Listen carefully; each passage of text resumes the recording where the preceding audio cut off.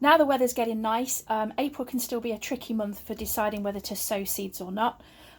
If you are going to sow anything and you haven't got a heated greenhouse, some vegetable seeds to sow indoors probably I would recommend are aubergines, cauliflowers, celery, chilies and peppers, although they do need heat, cucumbers, French beans, kale, gherkins, any pumpkins, broccoli, sweet corn and the famous tomatoes.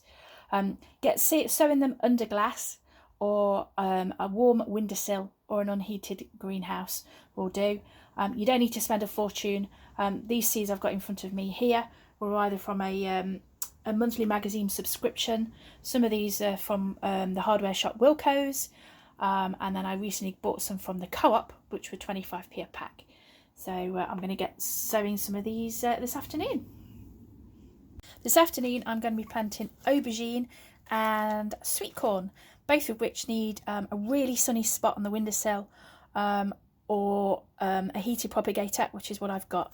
And all I'm going to do is pop a seed in each of these, might pop 2 in, of the sweet corn, and each of these cells here, cover them with compost, turn it on obviously, and the sweet corn can take about 7 to 21 days to germinate. Doesn't quite say on this aubergine, but we'll see how we get on. So that's the sweet corn on the left that's in. I'm just going to cover it over with some compost. And then I've only got 3 of the little aubergine seeds left. So I've put them in the middle one here. I'm just going to cover them over, give them a light sprinkling of water for all of these. Don't forget to label them. Don't let them dry out. And we'll come back in a week or so and see how we get on. 2 more seeds I'm going to sow today using the heated propagator are chili peppers and sweet peppers. Don't worry about sometimes when packets are running out of date like this one here. Statistically, apparently you can carry on using them for a number of years. I don't know how true that is. I've got hot cayenne pepper here, chili pepper, and I'm going to pop them in here. And then I've got the sweet ones, as I said before, 1/4 inch deep. If you haven't got a heated propagator, don't worry about it. You can just use your windowsill, somewhere that's nice and bright. What I did as well with some butternut squash, I'll show you in a minute, is I popped cling film over the top of a recycled mince tray, but I'll show you what I mean in a second. So that's it. My sweet corn, my aubergine, my chilies and my sweet peppers are all in. In this case for me, a very old heated propagator in the garage because that's where the power is. I'm going to make sure that the soil doesn't dry out and we'll see what germinates first. Here I've got 2 butternut squash plants that I've grew from seed and some cauliflower all year round variety, which have got a little bit battered as I've walked from the house to the garage. These have been sown from seed on the windowsill using a recycled vegetarian sausage tray, who knew, and some cling film. And if you look here, just coming through, is the second butternut squash. So what I'm going to do is leave that one in here. That should come up, I would assume, in the next few days. These, both of this varieties here have both been in for about 10 days. So look how quick that has grown. Beautiful. I'm going to put another one in as well, I think. What I'm going to do with the both of them is pop them on into individual pots. Hopefully the cauliflower's not gone too leggy. I can just see the second lot of leaves coming out, so fingers crossed. But this is why April's quite early to carry on exploring and experimenting in what you're sowing.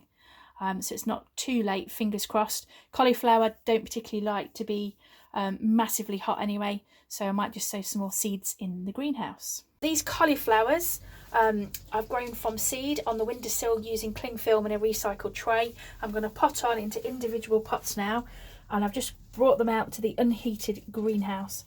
And all I'm going to do, this is general John Innes multi-purpose compost, peat free.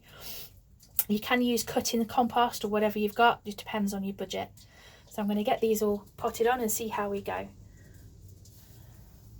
Okay, so that's my butternut squash all planted up into a bigger pot. You can see the other one coming out. I've just put a couple more butternut squash seeds in there, and then this side I've put some Black Beauty courgette seeds in. And all I'm going to do is get some fresh cling film, cover it over, as you can see there, pop it on the windowsill and make sure it doesn't dry out. We'll see how we go in a week or so.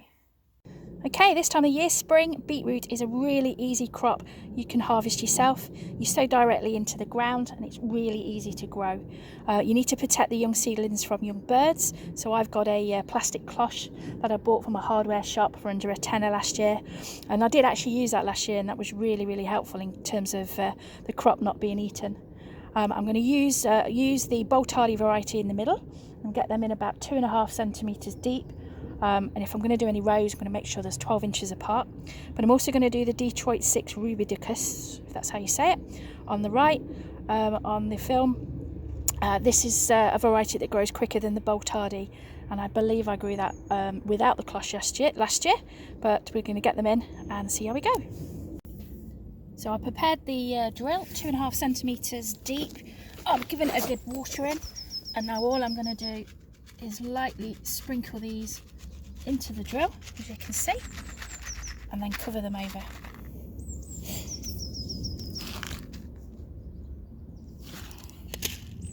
So if you don't want to mess around with seeds and you want to have a try at planting some beetroot out yourself, these are bought from the local B&Q for £2. There's about maybe 20 plants here.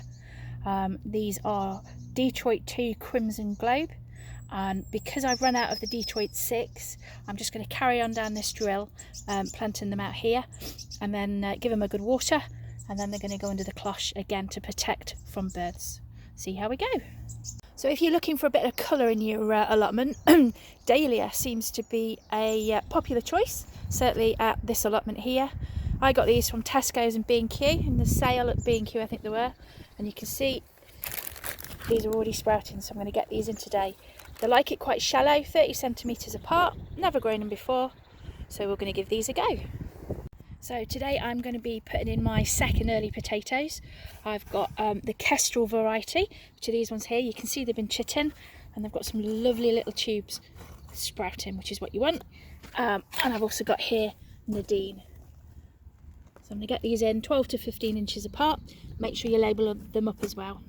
So these are my second earlies in, 12 to 15 inches apart. This is the Nadine variety. We're going to cover them over, pop a little mound on the top to protect from any late frosts. So I have it on good authority that you do not need to dig out a drill for potatoes. Thank goodness for that. So what I'm going to do is dig an individual hole for each of the potatoes about 6 inches deep. Pop the potato in, cover it over, give it a good water, although perhaps I don't need to because I think it's going to rain, and I'm going to see whether that is a lot easier than digging a drill that's taken me 2 hours. Let's see. So there we have it. I've got 2 rows of potatoes in, second earlies. I've got Kestrel on the right, using the drill approach where you dig a drill, pop the potatoes in, dig them over, and then the Nadine on the left, which is digging a hole, not a drill, which was far easier. And then all I need to do is, when I start to see any little shoots coming up from the potatoes, just pile up the mound just to protect them from any late frosts.